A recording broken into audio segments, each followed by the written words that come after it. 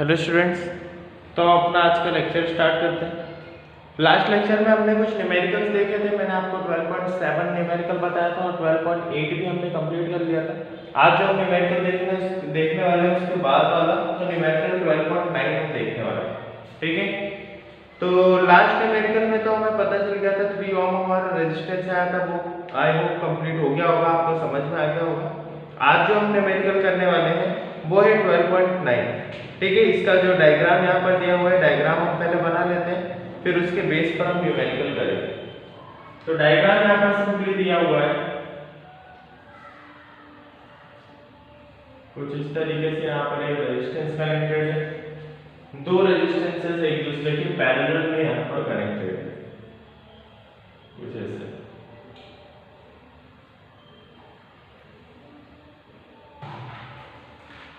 यहाँ से A metre लगा हुआ है और A मीटर से जैसे ही नीचे आते हैं तो यहाँ पर फिर से दो रेजिस्टेंस कनेक्टेड है।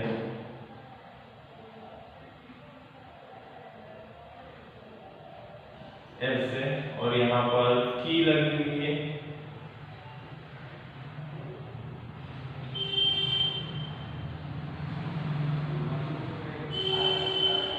कुछ इस तरीके से, ठीक है। तो यहाँ पर कुछ इस तरीके से पूरा कनेक्शन किया हुआ है। ये नेगेटिव पॉइंट है और ये पॉजिटिव पॉइंट है।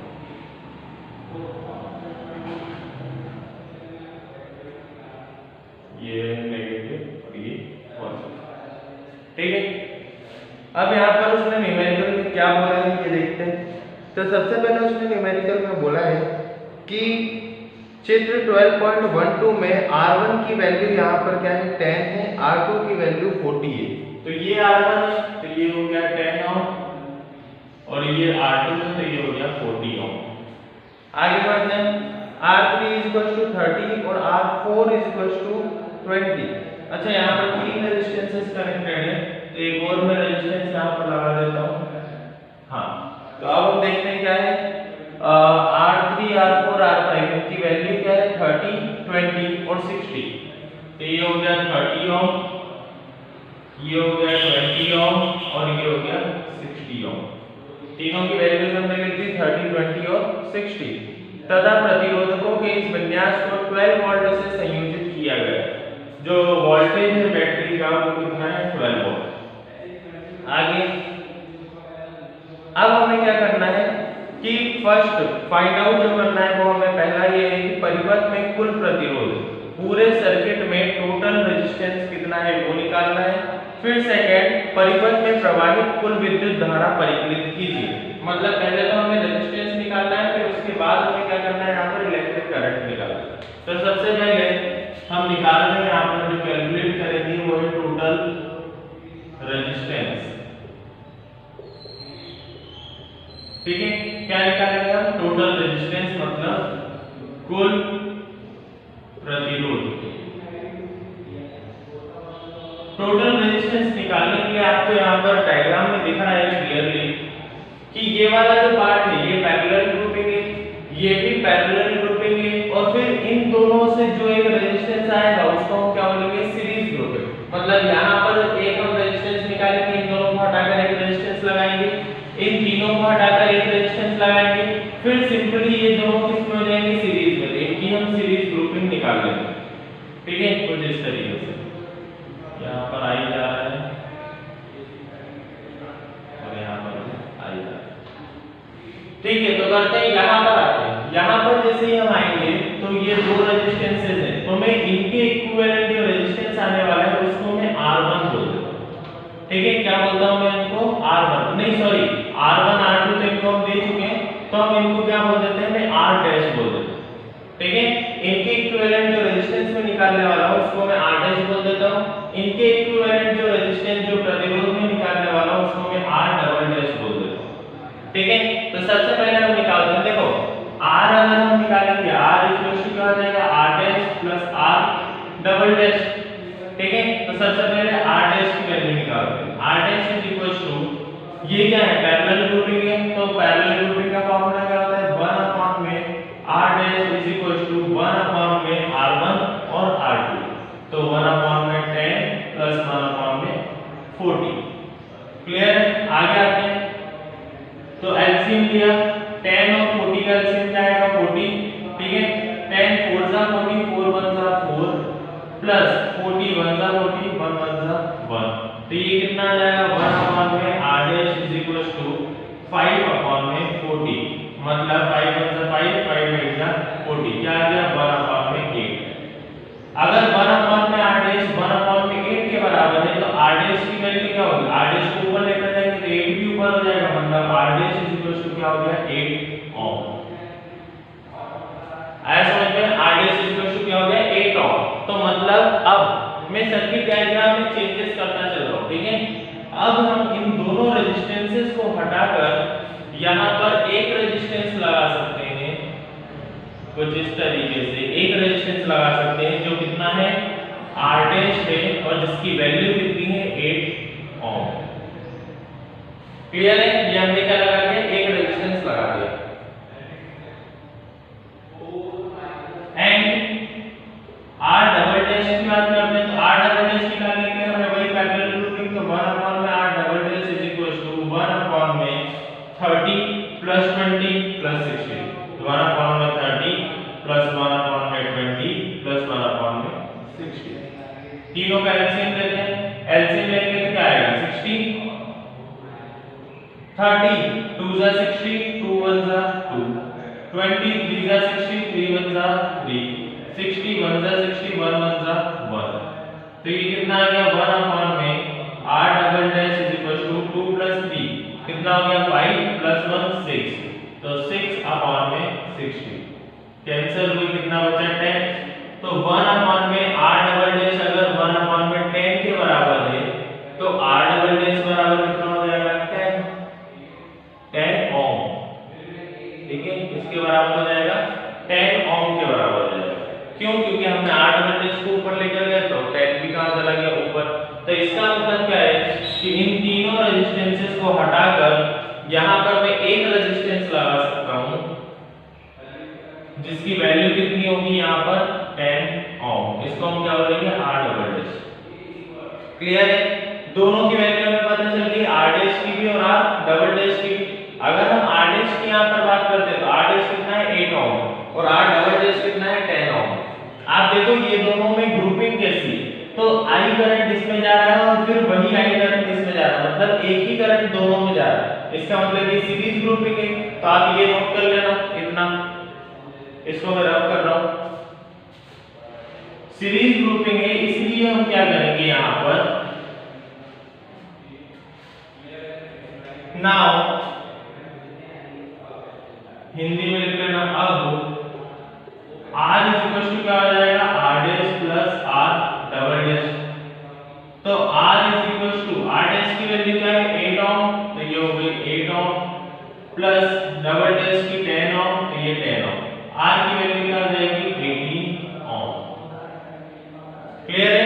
मतलब टोटल रेजिस्टेंस कुल प्रतिरोध हमारा कितना आ जाएगा 18 ओम आ जाएगा। ये हमारा आंसर है। ठीक है, आया समझ में? अब आप इन दोनों रेजिस्टेंसेस को हटाकर, ये जितने भी दोनों रेजिस्टेंसेस हैं, इन दोनों रेजिस्टेंसेस को हटाकर किसी भी एक जगह पर आप क्या कर सकते हो, एक रेजिस्टेंस लगा सकते हो। तो मैं यहां पर ही लगा देता हूं एक रेजिस्टेंस 18 ओम का। आया समझ में? आप कहीं पर भी, यहां पर भी आप लगाना चाहो तो 18 ओम का रेजिस्टेंस लगा सकते हो। इस पूरे सर्किट में केवल एक ही रेजिस्टेंस रहेगा और उसका क्या रहेगा, मान क्या रहेगा उसका 18 ओम।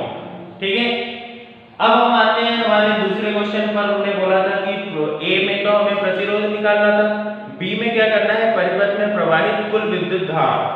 तो याद रखना कि R की वैल्यू हमने निकाल ली है, हमें अब निकालना है कुल विद्युत धारा।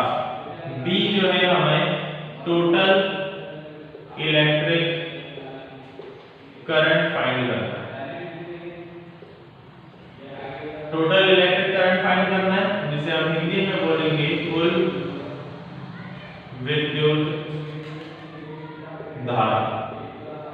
ठीक है, कुल विद्युत धारा निकालने के लिए क्या करेंगे हम, तो हमें पता है फ्रॉम ओम्स लॉ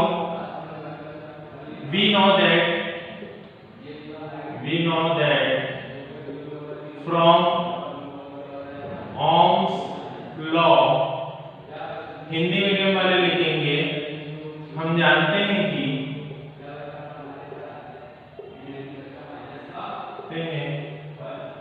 ओम के नियम द्वारा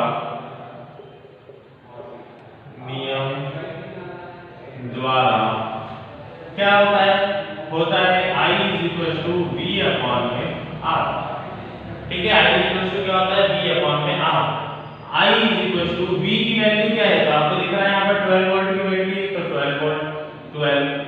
R की वैल्यू क्या है, तो अभी हमने निकाली 18। 2 6 जा 12, 2 9 जा 18, 3 2 जा 6, 3 3 जा 9, कितना आ गया 2 अपॉन में 3।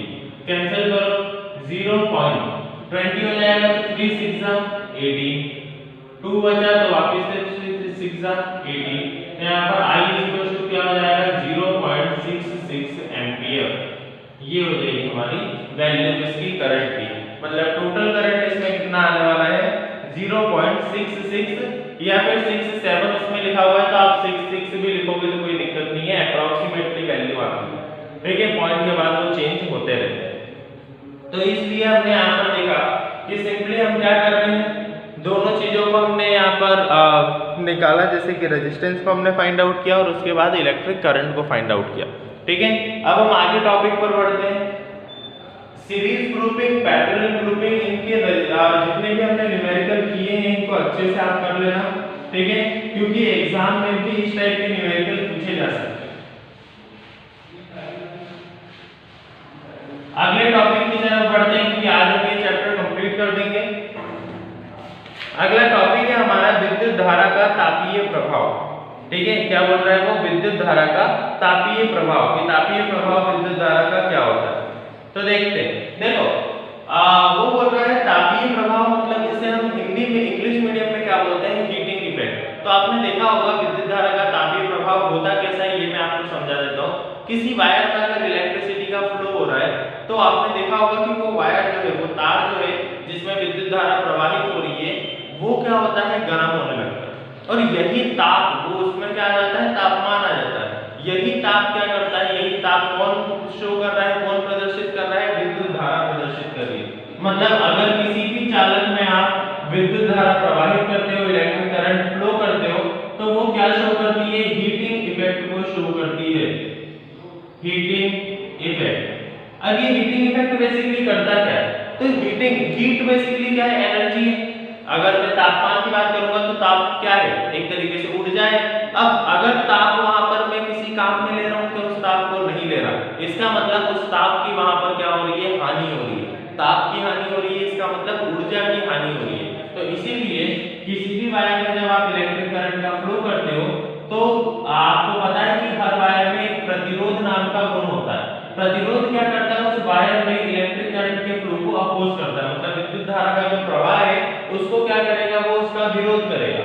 विरोध करेगा, उसी वजह से यहाँ पर क्या होने लगती है, क्या वहां पर बनने लगती है, हीट बनने लगती है, ताप बनने लगता है। और उसी ताप के सहारे, ऐसा हम बोल सकते हैं कि उसी ताप के कारण हमारे जो विद्युत धारा है या फिर जो हमारी एनर्जी ऊर्जा है, वो वहां पर क्या हो जाती है, लॉस हो जाती है, मतलब उसकी हानि हो जाती है।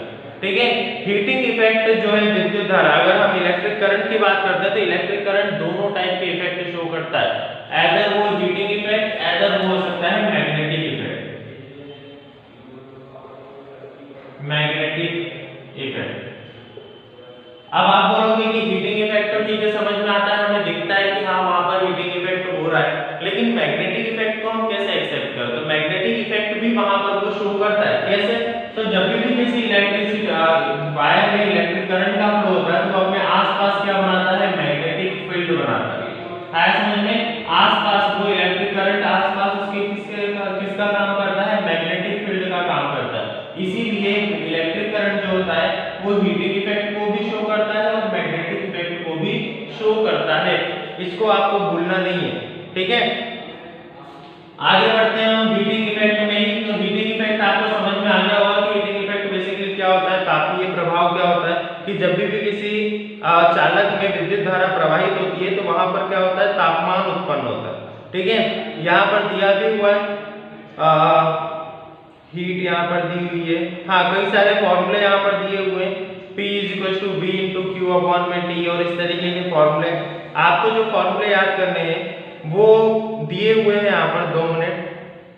H is to be I T, इसको हम आई टी ना लिख के सिंपली लिखते हैं, चलो इसको निकालते हैं। देखो हीट इज इक्वल टू ने क्या बोला है, heat is equal to V I T. अगर आप आई टी की बात करते हैं तो आई टी बेसिकली क्या है, हमने एक फॉर्मूला पढ़ा था, आई इज इक्वल टू होता है क्यू अपॉन में टी, तो क्यू इज इक्वल टू क्या हो जाएगा आई टी। इसका मतलब क्या होता है कि जो हीट का जो एक्चुअल फॉर्मूला है, हीट इज इक्वल टू होता है product of potential and charge, मतलब H इज इक्वल टू क्या होता है V मल्टीप्लाई Q। आप Q की यहाँ पर वैल्यू पुट कर सकते हो, Q की वैल्यू क्या होती है IT, तो H इज इक्वल टू आप वैल्यू पुट कर सकते हो V मल्टीप्लाई IT, ये भी एक फॉर्मूला हो सकता है। ठीक है, थर्ड फॉर्मूला हमें ओम्स लॉ से पता है, ओम्स लॉ के फॉर्मूले आपको याद होंगे, V इज इक्वल टू होता है IR, I is equal to होता है V अपॉन में R, और R इज इक्वल टू क्या होता है V अपॉन में I। ये 3 फॉर्मूले होते हैं ओम्स लॉ के। ठीक है, तो अगर आप V की वैल्यू रखना चाहो यहाँ पर, तो H is equal to V की वैल्यू क्या होती है IR, यहाँ पर रख दोगे I multiply R multiply IT, और H इज इक्वल टू क्या हो जाएगा I का I स्क्वायर RT, ये भी एक फॉर्मूला होता है। क्लियर है इतना? अगर आप I की वैल्यू इसमें रखना चाहो तो I की भी वैल्यू रख सकते हो, H is equal to V multiply I की वैल्यू क्या होती है V अपॉन में R, ये हो जाएगी V अपॉन में R, और यहाँ पर T है, H is equal to V multiply V क्या हो गया V स्क्वायर T अपॉन में R, ये भी एक फॉर्मूला हो सकता है। मतलब कई सारे फॉर्मूले आप हीटिंग इफेक्ट के बना सकते हो। अगर आपको वहां पर हीट निकालनी है तो जो मेन 2 फॉर्मूले हैं वो एक ये फॉर्मूला है और एक ये फॉर्मूला है, ये आप अक्सर यूज करने वाले हैं। ठीक है, तो हम यहाँ पर स्टार्ट करते हैं। आगे न्यूमेरिकल्स इसमें कुछ दिए हुए हैं। न्यूमेरिकल नंबर यहाँ पर दिया हुआ है 12.10। 12.10 न्यूमेरिकल में उसने क्या बोला है कि यहाँ पर आपको पावर निकल 2 मिनट निवेशी शक्ति, यहाँ पर पावर का न्यूमेरिकल उन्होंने दिया हुआ है, लेकिन पावर का न्यूमेरिकल आपको यहाँ पर अभी फाइंड नहीं करना है क्योंकि हमने पावर अभी तक सही से सीखा नहीं है। ठीक है, तो आपको पावर यहाँ पर फाइंड आउट नहीं करना है, आप यहाँ पर पहले पावर को समझ लीजिए कि पावर होता क्या है, फिर उसके बाद हम क्या करेंगे पावर के न्यूमेरिकल्स को सॉल्व करेंगे। ठीक है, तो स्टार्ट करते हैं पावर क्या होता है। तो ये फॉर्मूले आप नोट कर लेना पहले। पावर इस चैप्टर का लास्ट टॉपिक है,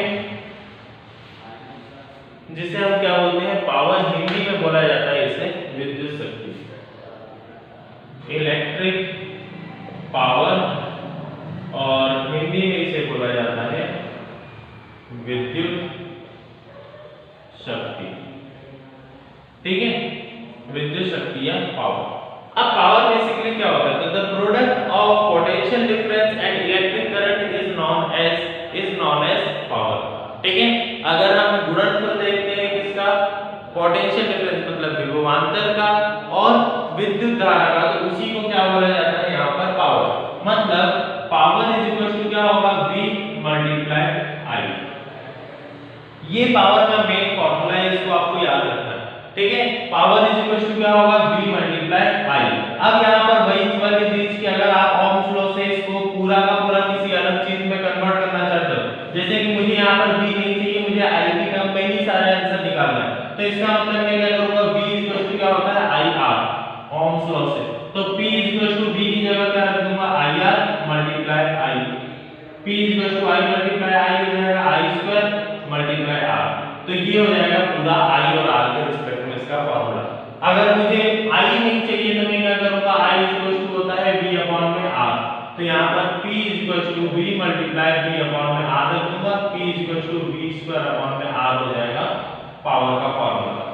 ठीक है, तो इस तरीके से पावर के भी कई सारे फॉर्मूले हो सकते हैं, लेकिन जो मेन फॉर्मूला है उसकी डेफिनेशन जो होती है उसको आपको याद करना है। ठीक है, इसमें लिखा हुआ है, आपने अपनी पिछली कक्षाओं में यह अध्ययन किया है कि कार्य करने की दर को शक्ति कहते हैं, ऊर्जा के उपयुक्त होने की दर को भी शक्ति कहते हैं। अब यहाँ पर देखते हैं, हाँ, तो यहाँ पर बोला गया है कि इसे विद्युत शक्ति भी कहते हैं। हमें किसी विद्युत परिपथ में उपभुक्त अथवा क्षयित विद्युत ऊर्जा की दर प्राप्त होती है इसे विद्युत शक्ति भी कहते हैं। शक्ति P को इस प्रकार व्यक्त करते हैं। यहाँ पर मैंने जैसा आपको बताया था वैसा का वैसे ही दिया हुआ है, ठीक है। पावर इक्वल क्या होता है, V मल्टीप्लाई I, मतलब पोटेंशियल डिफरेंस मल्टीप्लाई वहां पर क्या हो जाएगा, इलेक्ट्रिक करंट हो जाएगा, ठीक है। इसी को हम क्या बोलते हैं, पावर। अब इससे रिलेटेड कुछ न्यूमेरिकल्स देखते हैं। अब आप आओ वापस से न्यूमेरिकल नंबर 12.10 पर। 12.10 की अगर हम बात कर लेंगे, सारे फॉर्मूले आप नोट कर लेना है ना, क्योंकि ये फॉर्मूले बहुत ज्यादा इंपॉर्टेंट है। न्यूमेरिकल्स हम इन्हीं की हेल्प से सॉल्व करेंगे। न्यूमेरिकल दिया है, किसी विद्युत इस्त्री में अधिकतम तापमान दर के लिए 800 वाट है, ठीक है। क्या है, 800 वाट। क्या दिया हुआ है, 800 वाट। अब आपको याद रखना है कि W अगर वाट किसी की यूनिट होती है तो वो किसकी होती है, पावर की यूनिट होती है, ठीक है। अगर वाट में कुछ भी दिया हुआ है तो इसका मतलब वो क्या है, पावर। आगे बढ़ते हैं कि दर से ऊर्जा उपयुक्त होती है तथा 360 वाट की दर से उस समय उपभोक्त होती है जब तापन की दर निम्नतम हो। मतलब अगर वहां पर हीट कम है तो उसकी ऊर्जा की दर कितनी हो जाती है, वहां पर 360 वाट हो जाती है। तो यहाँ पर इसको मैं P1 मान लेता हूँ, इसको मैं P2 मान लेता हूँ, ये हो गई 360 वाट। आगे बढ़ते हैं।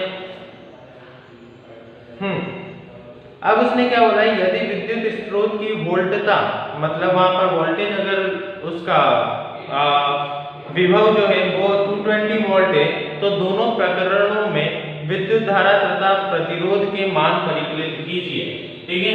तो अगर उसने कितना दिया है, V की वैल्यू दी है 220 वोल्ट, तो यहाँ पर मैं ले लेता हूँ V 220 वोल्ट।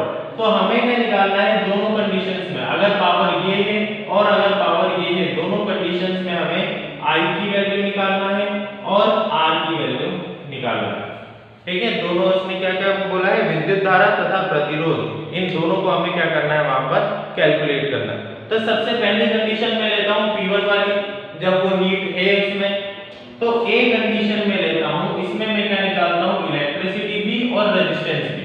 तो A में P की वैल्यू क्या है, 800 वाट, V की वैल्यू क्या है, 220 वाट, तो V हो गया 220 वाट।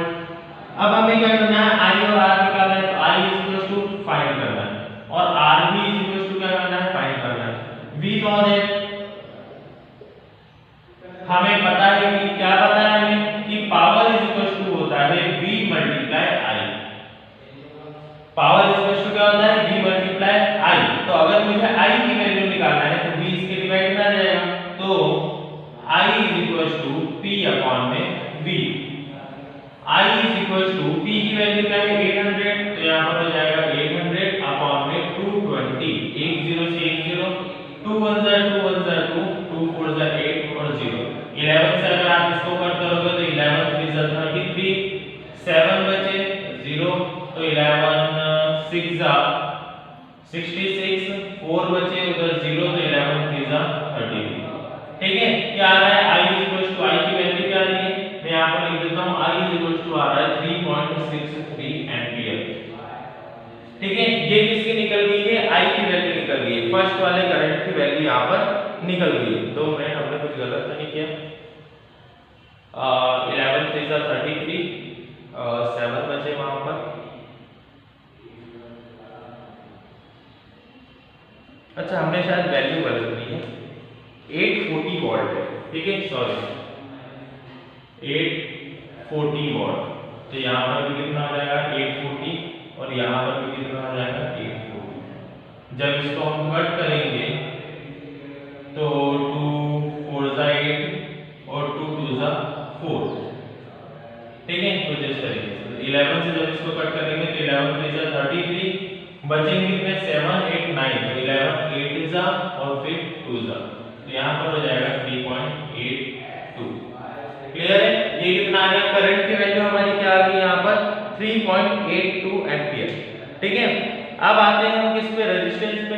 तो रेजिस्टेंस के लिए अब देखो, इतना तो हमारा सेम था, यहाँ तक आप नोट कर लेना। इसके बाद रेजिस्टेंस जब हम निकालेंगे तो इसी के बाद आप V नो दैट लिखना, V आल्सो नो दैट, हमें ये भी पता है कि I होता है V अपॉन में R, या फिर आप R का डायरेक्ट लिखना formula, r is equal to क्या होता है v अपॉन में i। r is equal to v की वैल्यू क्या है 220, तो 220 अपॉन में i की वैल्यू अभी हमने क्या निकाली 3.82, दोनों को डिवाइड कर देना, तो r इज इक्वल टू क्या आ जाएगा, डिवाइड करने पर मैं डायरेक्ट आंसर लिख रहा हूं यहां पर, डिवाइड करने पर आएगा 57.6, तो 57.60 ओम। ठीक है, ये किसकी आ गई हमारी रेजिस्टेंस की वैल्यू आ गई। ये हमने किसके लिए निकाला है, जब पावर 840 वोल्ट होगी तब, लेकिन जब पावर 360 वोल्ट हो जाएगी, 360 वाट हो जाएगी, तब हम क्या करेंगे। तो ये तो ए वाला पोर्शन हो गया हमारा। इसी में अगला पोर्शन हम करते हैं 840 वोल्ट की जगह पावर क्या हो चुकी है, पावर हो चुकी है 360, बी यहां पर 360 वाट। I की वैल्यू R की वैल्यू हमें निकालनी, तो भाई V नो दैट हमें पता है क्या, पावर इज इक्वल टू होता है V मल्टीप्लाई I, तो I इज इक्वल टू क्या हो जाएगा पावर मल्टीप्लाई पावर अपॉन में V। I is equal to क्या हो जाएगा, पावर की वैल्यू है 360, तो 360 अपॉन में V की वैल्यू है 220, 10 से 10, ये 11 और 2 बचा 2 8 जा 16, 11 बचा 11, इसके बाद बचे कितने 7, तो 70 11 6 जा 66, तो 1.6 बचे कितने 4, 11 3 जा 30। यहां पर I की वैल्यू क्या आ गई है 1.63 एंपियर। ठीक है, ये किसकी वैल्यू आ चुकी है हमारी, I की वैल्यू आ चुकी है, 1.63 लिखो या 1.64 लिखो, एप्रोक्सीमेटली उतना ही होता है। ठीक है, 1.63 एंपियर हमारी आ गई है I की वैल्यू। अब हम निकालते हैं R, तो सेम जैसा हमने किया था, इसको आप नोट कर लेना, सेम जैसा हमने वहां पर किया था वैसा ही यहां पर भी करेंगे। We also know that क्या पता है हमें पता है कि R इज इक्वल टू होता है V अपॉन में I, तो R is equal to V की वैल्यू क्या है, V की वैल्यू है 220 अपॉन में I की वैल्यू क्या है 1.63। आप इन दोनों को डिवाइड करोगे तो R की वैल्यू जो आएगी वो यहाँ पर आने वाली है 134.15, यहाँ पर 134.15 ओम, ये हमारी R की यहाँ पर वैल्यू आ गई। ठीक है, इसको आप नोट कर लेना इस क्वेश्चन को।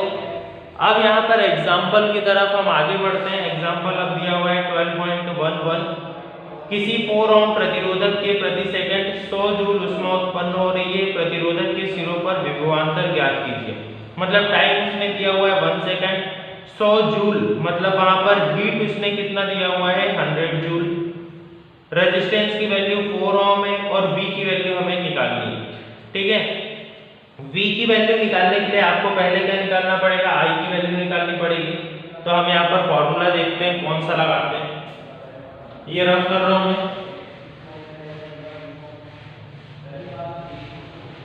जल्दी देखते हैं इसको। हाँ, तो हीट की वैल्यू दी हुई है उसने 100 जूल, रेजिस्टेंस की वैल्यू दी है 4 ओम, टाइम इज इक्वल टू दिया है 1 सेकंड, और क्या दिया हुआ है उसने, बस इतनी चीजें दी हुई है। अब हमें क्या निकालना है, पोटेंशियल डिफरेंस निकालना है।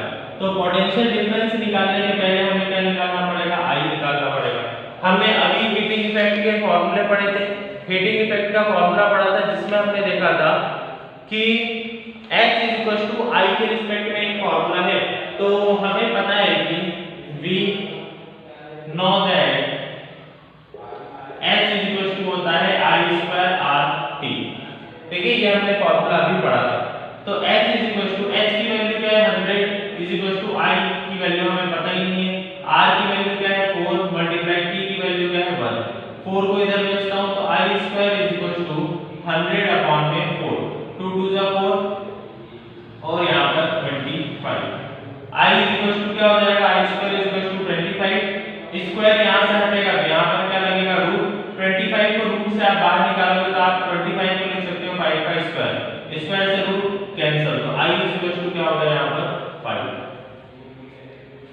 आया समझ में, I की वैल्यू क्या हो जाएगी वहां पर 5 हो जाएगी। कैसे होगी 5 वैल्यू, यहां पर सिंपली हमने क्या किया है यहाँ पे कि फॉर्मूला पुट किया है H equal to I square RT, I square as it is R की जगह वैल्यू रखी, 4 को इसके अपॉन में लेकर गए तो 100 अपॉन में 4 हो जाएगा, कैंसिल करोगे तो इसको कितना आएगा 25। यहां से स्क्वायर हटेगा तो इधर रूट लगेगा, स्क्वायर से रूट कैंसिल, यहां पर क्या गया 5 और आई है इसलिए इसको लिख देंगे हम एम्पियर। ठीक है, अब आई की वैल्यू हमारे पास आ गई, ये कितनी है 5 एम्पियर। तो इसको मैं थोड़ा सा चेंज, अब देखो आई की वैल्यू नोट कर लेना, मैं यहां से रफ कर रहा हूं। we also know that क्या पता है हमें पता है कि i सॉरी अब हमें क्या निकालना है b, तो हमें पता है कि b i r होता है। तो b i r की बात करें तो i कितना है 5, r कितना है, r हमने यहाँ पर देखा है 4 ओम, तो i 4, v 20 वोल्ट। ठीक है, ये क्या आ गया हमारा यहाँ पर आंसर आ गया। यहाँ पर हमारा ये चैप्टर कंप्लीट होता है। कुछ न्यूमेरिकल्स इसके बचे हुए हैं तो आप एक बार 12.12 न्यूमेरिकल जो कि बहुत ज्यादा सिंपल है, सिर्फ पावर का फॉर्मूला लगाया हुआ है वहां पर, और 12.13 जो वाला जो न्यूमेरिकल है 12.12 और 12.13 ये दोनों आपके लिए होमवर्क लिख लेना।